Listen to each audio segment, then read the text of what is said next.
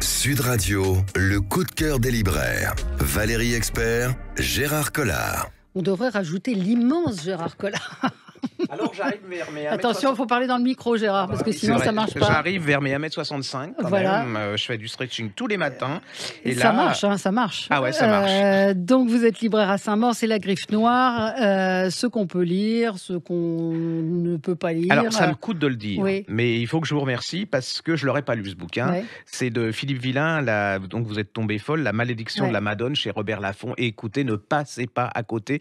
Alors la couverture, c'est vrai que ça fait livre classique, roman classique, et en fait c'est génial. J'ai commencé avec Le Week-end, j'avais toute une pile, et ça vous m'avez énervé parce que j'avais toute une pile à lire, et là je suis parti dedans et j'ai été fasciné par Peta, hein, c'est pas Peta, c'est une jeune femme, on est dans les années 50, elle est fille d'un mafieux, lui il veut du fric, il est pâtissier, mais on sait pas comment il gagne son fric, il en veut n'importe quel moment, voilà. Et puis elle a son destin tout tracé, hein, c'est-à-dire que quand on est fille de mafieux, on a le mariage arrangé, le mariage, on élève des enfants et c'est fini, on est croyante, et elle dit bah non, ça va pas marcher comme ça. Et donc vous allez voir comment elle va tomber amoureuse folle d'un mafioso jeune, beau, elle est heureuse, elle va être enceinte. En plus, il a des principes, hein, même s'il tue un peu, voilà.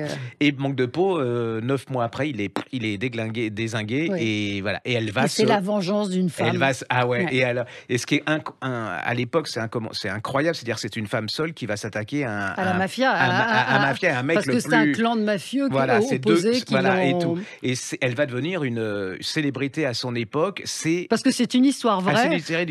Poupetta, donc elle a vraiment existé. Et puis moi ce que j'ai aimé, d'abord c'est une écriture lumineuse. C'est Naples, c'est la ville qui est au cœur du roman. Parce avec que la violence, la haine, c'est comme elle dit, ça mange ses enfants. La ville mange ses enfants. Mais alors si vous avez autre chose à faire, ne lisez pas, hein, parce que là, mais si vraiment vous voulez lire un très très très bon bouquin, là, vous vous précipitez, vous faites pas attention à la couverture et c'est foutu. Vous êtes parti pour 200 pages de plaisir. Ah ouais, vraiment, c'est le destin. Et tout à l'heure, on parlera aussi de La Fille de l'ogre avec Catherine Bardon qui sera avec nous. Là aussi, c'est des destins de femmes absolument incroyables. Et ce livre, moi aussi, m'a emporté cet été. Ça fait partie de mes très très gros coups de cœur, cette femme. Puis ça pose la question de la vengeance. Finalement, on a tué son mari qui a été tué peut-être pour les mauvaises raisons. Le bien, le mal. Bon, puis on vous en raconte pas plus. Dans l'absolu, enfin gentil entre guillemets, c'est le gentil qui est tué. Et moi, j'adore le courage de cette femme qui, envers et contre tous, va aller abattre. C'est la coupe de la mafia dans les années 50. Enfin, allez-y, ça s'appelle La malédiction de la Madone. C'est l'auteur Philippe Villain et c'est chez Robert Laffont.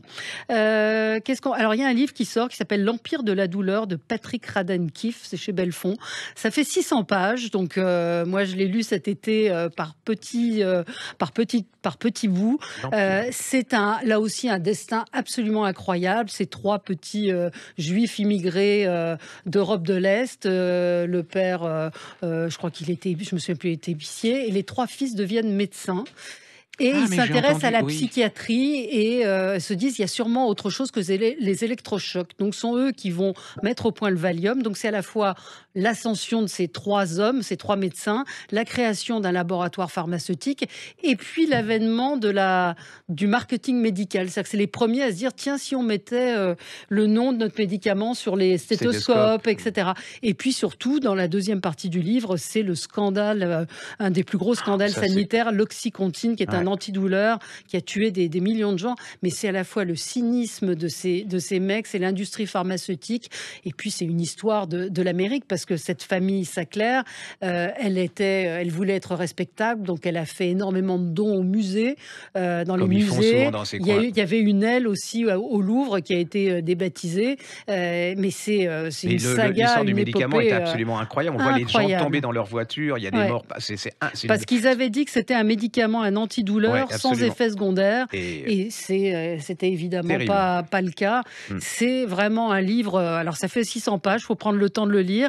Vous pouvez le lire par petits bouts, mais moi j'ai été emportée par ce livre. C'est chez Belfond, L'Empire de la douleur, le livre de Patrick Radden-Keefe, Keefe, qui est un journaliste. Il paraît que c'était le livre préféré de Barack Obama l'année dernière. Alors pour moi, c'est pas une référence. Mais ça a eu des prix aux États-Unis. Franchement, c'est une enquête redoutable redoutable sur cet empire familial. Le livre préféré de Obama, il y en a pas sur tous les trucs. Hein. Il y a la chanson préférée d'Obama, il y a les romans préférés d'Obama. Ou comme les phrases de Stephen King sur les livres sur les je vois pas l'intérêt. Enfin bon, chacun son truc.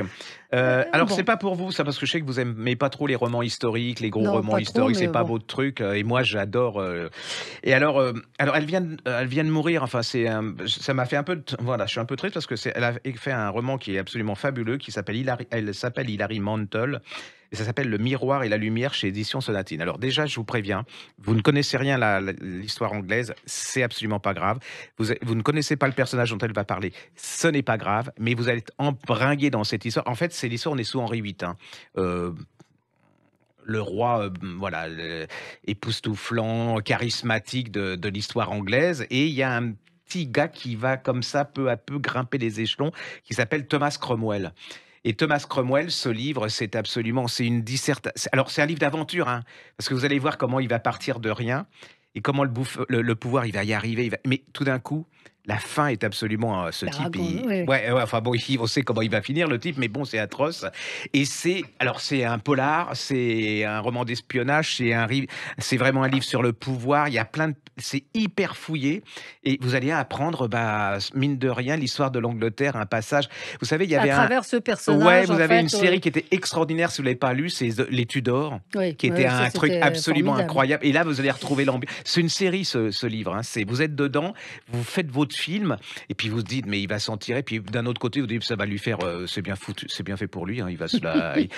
Il va y passer aussi. C'est Anne Boleyn, c'est le roi qui décapite. Et même si on ne connaît pas l'histoire, on peut être pris par l'histoire. Le nombre de gens qui ont regardé les Tudors sans connaître du tout, parce qu'en fait, il y a quand même le roi phare, le Barbe Bleue, celui qui tue toutes ses femmes, c'est Henri VIII. Donc, et vous êtes dedans. Moi, et alors, je l'ai fait essayer à mes collaborateurs qui sont un peu comme vous, le truc historique. Un peu inculte.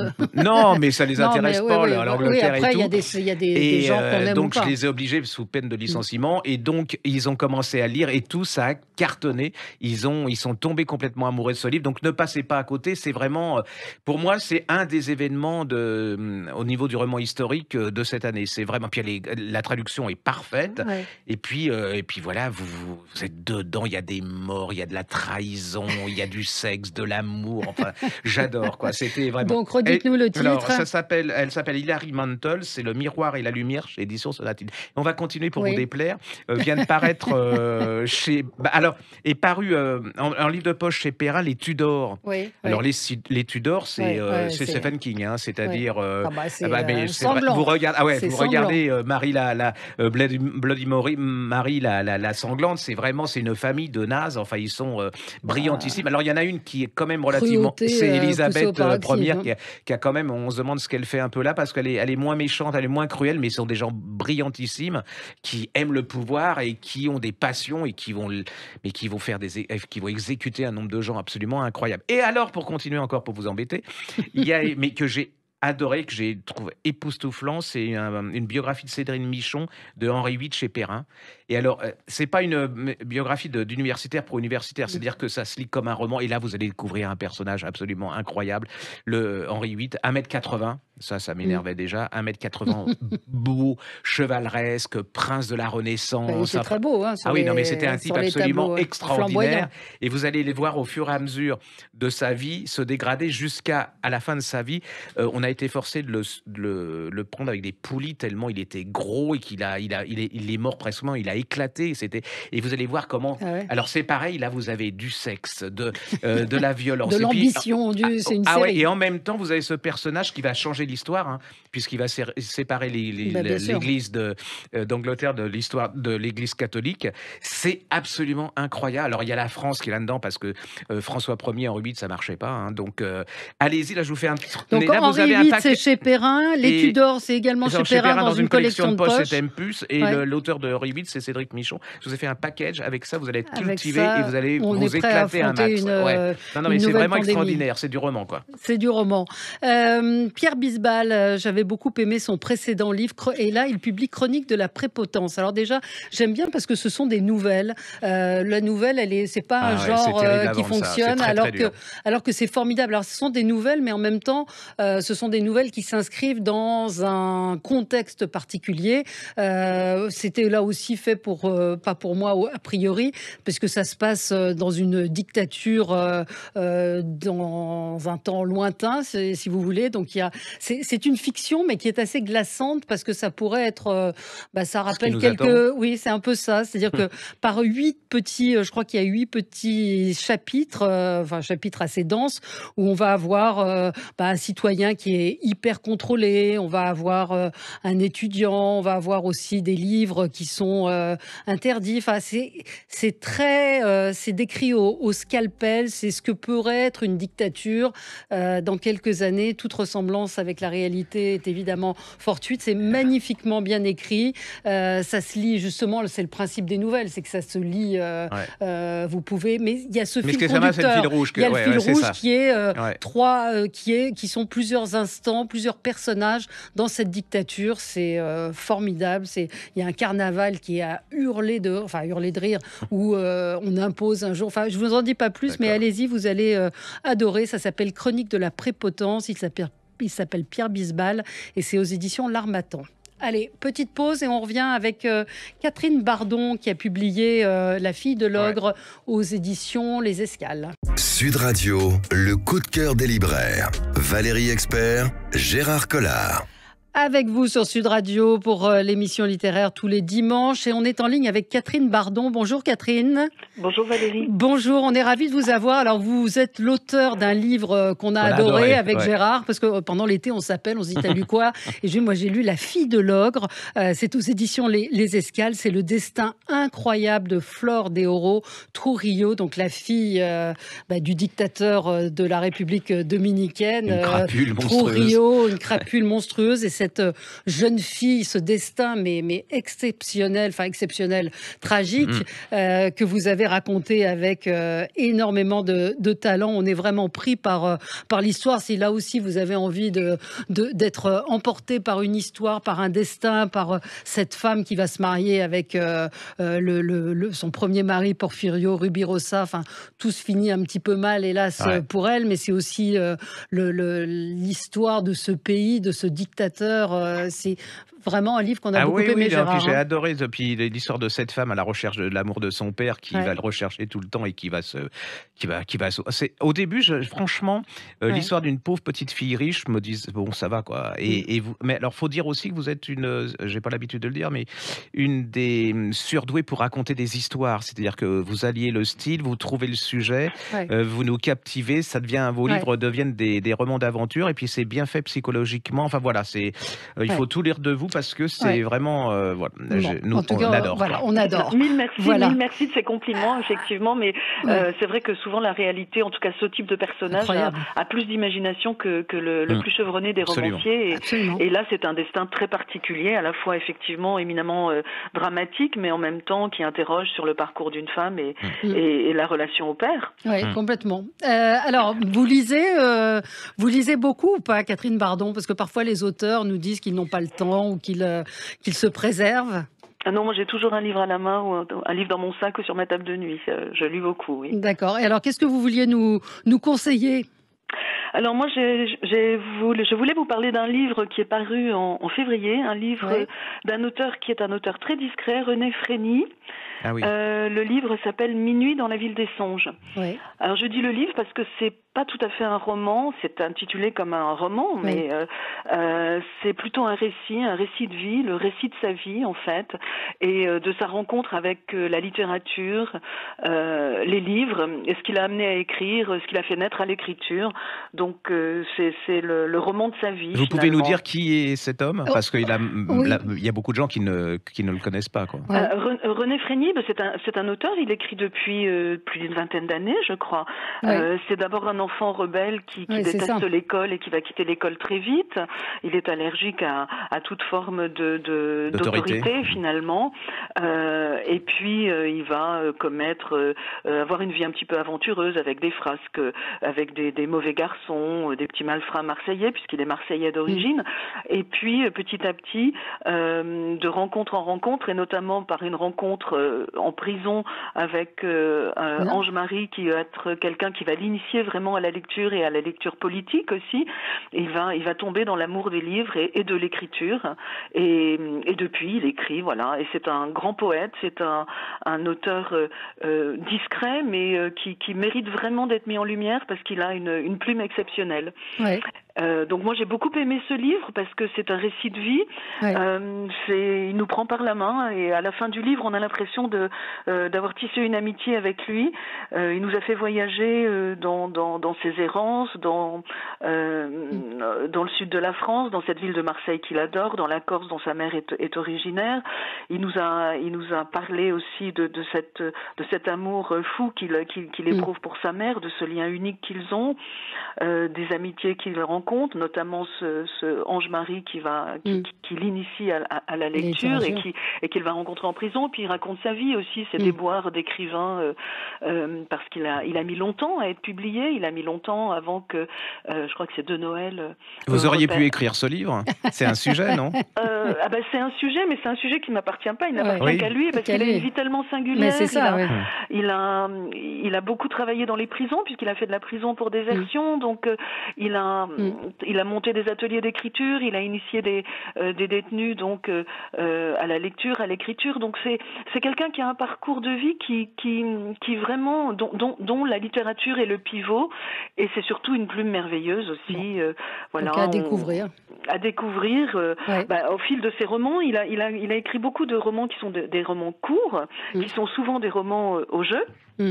Mais donc des récits de vie, mais qui se lisent comme des romans.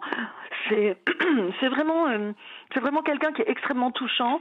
C'est une plume poétique, c'est pudique, c'est sensible, c'est écrit avec le cœur. Enfin, c'est une très très belle lecture et j'aimerais la partager. Voilà. C'est ce que vous venez de faire et on vous en remercie, Catherine Bardon. Donc le livre s'appelle Minuit dans la ville des songes, René Frény, et c'est paru chez Gallimard dans la collection blanche. Et puis évidemment, on rappelle votre livre, pardon, c'est presque votre fille, je pense aussi, Flore des Oraux. Donc c'est La fille de l'ogre, paru aux Escales. Merci à vous. Merci. Merci, au revoir. Alors, Gérard, qu'est-ce qu'on reste dans des... Oui, alors moi, j'adore l'intelligent. Enfin, c'est ce que j'ai pas trop, donc j'aime bien quand on le voit chez les autres, ça me rend plus intelligent. J'adore cette femme qui a vraiment été une révélation, c'est Delphine Orviller, vous savez, la rabbine qui avait écrit un livre sur la mort, l'accompagnement à travers la religion, qui s'appelle Vivre avec nos morts, qui vient de paraître en livre de poche. Et qui a vraiment été un énorme succès. Et c'est un livre qui a beaucoup aidé aussi les gens. Et là, elle vient de faire paraître un livre Il n'y a pas de hasard chez Grasset, parce qu'elle avait une passion, c'était Romain Gary. Et c'était Romain Gary. Et toute sa vie, dans l'absolu, tourne ses références littéraires un peu philosophiques et tout. Et son grand regret, c'est de ne pas l'avoir connu. Alors, elle n'est pas toujours d'accord. Elle explique, en fait, c'est un roman sur l'identité. Alors, l'identité, en ce moment, c'est le truc tarte à la crème. Tout le monde parle de l'identité. Et là, vous allez voir ce que c'est que l'intelligence quand ça s'attaque à un sujet tel que celui-là. Ça se raconte pas, ça se vit. C'est une bonne... Alors, on peut ne pas être d'accord, on peut être d'accord avec elle ou pas, mais en tout cas, c'est quelqu'un d'intelligent, qui va jusqu'au fond des choses, qui est pas démago, qui fait pas le buzz. Et puis en plus, ça vous donne envie de relire Romain Gary, parce que vous dites, mais j'avais pas vu ça là, j'avais pas vu ça. Pour Romain Gary, c'était pas ça pour moi. Et donc allez-y, c'est vraiment. Et n'ayez pas peur, c'est pas. C'est pas un truc. Enfin, c'est un télo, mais dans le bon sens du terme. C'est-à-dire que ça vous ouvre sur d'autres. Voilà, exactement. Elle vous explique. Et elle écrit clairement, et vous comprenez. Et puis vous comprenez tout. Ce que je veux dire, c'est pas Schopenhauer, quoi. Je veux dire, voilà. Allez-y, c'est vraiment une pure merveille. C'est un très joli titre. Il n'y a pas de hasard. Je trouve ça magnifique. Et en plus, c'est tout petit. Donc ça se lit relativement rapidement parce que ça vous fait réfléchir. Ce qui est pas le cas de tous les livres en ce moment. Non. Je voulais vous conseiller Féminin de Claire Touzard. C'est paru chez Flammarion. on est dans l'époque de MeToo et c'est un livre qui est, on sent que c'est du vécu. Francky qui va intégrer, c'est une fille, elle va intégrer l'équipe d'un journal féminin. Et ben elle va se rendre compte que les journaux féminins, ça a rien de féministe. Et très très bien au contraire, j'ai envie de dire. Et il y a un homme à un moment qui arrive, qui est nommé directeur de la rédaction. Et là, évidemment, tous les espoirs, les idéaux qu'elle avait. Enfin, c'est vraiment très, très bien observé. J'en connais certaines journalistes de presse féminine. C'est très, très bien observé sur les coulisses de ces magazines qui veulent donner des leçons aux femmes parfois et qui feraient bien de se les appliquer. C'est un livre, pareil, qui se lit très, très bien, très facilement. Claire Touzard. Ça s'appelle Féminin et c'est chez Flammarion. Alors, je sais qu'il est un peu oublié, mais moi, j'adorais ce type. On vient de rééditer une chose qui s'appelle la trilogie royale François Ier, Henri IV, Louis XIV, chez Télémax et Gonzague Saint-Brice. Et je trouve que ce genre de type qui était souvent méprisé par l'intelligentsia, moqué. Moi je trouve que, et c'est pas une formule, il nous manque, parce que dans cette espèce en ce moment de gens qui sont conformistes, des ectoplasmes, qui sont creux, qui se racontent tous la même chose, qui sont pas fous. Lui, il avait un côté fou, je veux dire, c'était absolument extraordinaire.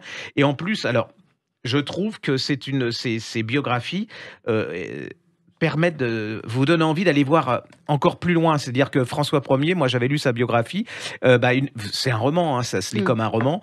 Après j'ai été relire une biographie d'universitaire pour savoir qui était vraiment François Ier. Je trouve que c'est une très très très très bonne idée d'avoir réédité ça. Il y a une biographie de lui, je crois, qui est en train de sortir aussi. Et c'était un type très à part, très très attachant. Moi je trouve que un de mes plus beaux souvenirs, c'est Hélène Carrère d'Encausse, qui était quand même secrétaire perpétuelle, qui est toujours secrétaire perpétuelle de l'Académie française, qui reçoit un prix à la Forêt des Livres, sponsorisé par Bricorama. Et moi, je trouve que il y a que lui qui pouvait oser ce genre de choses et arriver à déplacer des tas de gens. Moi, je trouve que il était vivant. Et je trouve qu'on est à une époque où les gens sont de moins en moins vivants. Ils sont tellement. Puis ils pouvaient surprendre alors que les gens ne surprennent plus. Aujourd'hui, ça ne surprend plus beaucoup. Un petit livre jeunesse, on a dit qu'on en ferait un. Ah oui, super bande de potes. Je vous laisse regarder. Leur dites les auteurs parce que là je me. Alors, vous êtes gentil. C'est Smriti Hals et Steve Small. C'est chez Sarbacane. Vous regardez sur les podcasts parce que les illustrations. On a les images. Ça, c'est deux potes. C'est un écureuil et un ours. Ils sont hyper potes. Ils sont tous les deux. Ils font de la musique. Ils mangent ensemble et tout. Et puis il y a une poule qui arrive qui veut se mettre dans le groupe. Et alors là, ça marche pas du tout. Nino et ma cocotte, t'es gentil géniale, et tout. La poule, ah ouais, t'es gentil, mais nous on est entre mecs. On va pas avoir besoin d'une poule. Et puis vous allez voir comment au fur et à mesure d'événements, il va se passer quelque chose qui va faire qu'en fait, la poule, elle va devenir copine avec, elle va faire partie des potes et ça va devenir un trio inséparable. C'est très, très joli, c'est très mignon, c'est plein d'humour, le dessin est sympa comme tout. Et ça peut aider les enfants aussi à comprendre quand on est deux, qu'on a un autre copain, comment on fait à trois. Et puis on peut être trois, et puis que c'est pas forcément un intrus, puis qu'il peut apporter quelque chose. Très chouette, très sympa. Super bande de potes, Smriti Hals et Steve Malls, et c'est aux éditions Sarbacane. Merci Gérard. Voilà, on vous a donné, j'espère, beaucoup d'envie de livres. Lisez, ça vous rendra plus intelligent. Voilà. Oui. Et ça vous procurera surtout beaucoup de plaisir. C'est ce qu'on aime, plaisir de la lecture. Allez, à la semaine prochaine. Sud Radio, le coup de cœur des libraires. Valérie Expert, Gérard Collard.